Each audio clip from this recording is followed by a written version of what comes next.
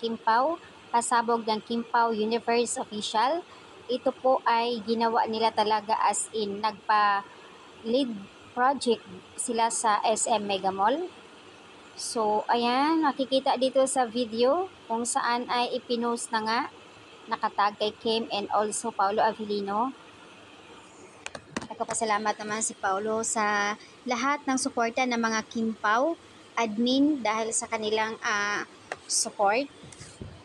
Ayon dito kay Kim, wow, just wow. Grabe naman po ito.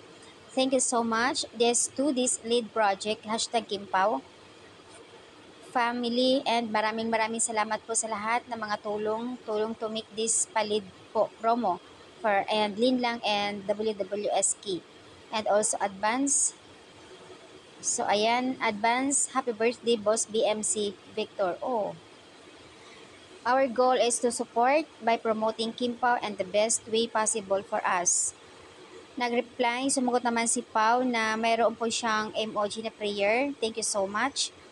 Nakakataba naman ng puso na mayroong ganitong pag-support ng mga admin as in.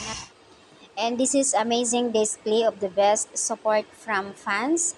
Thank you so much, #Kimpaw Universe, for making this happen. And thank you for all the planning top the line project for Kim and Pau.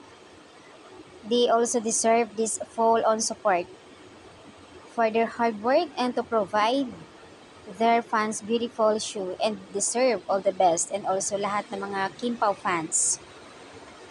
Nakakatuwa naman, grabe. And this love team always made my day since napapangiti ka na lang talaga sa support, and grabe talaga ang Kimpaw. Addict ang mga fans sa Kimpaw. Dumadami na nga. And love teams sa kanila na talagang pinagkakaguluhan, lalo na kahapon sa ganap ng Chowking sa Mega Mall, grabe.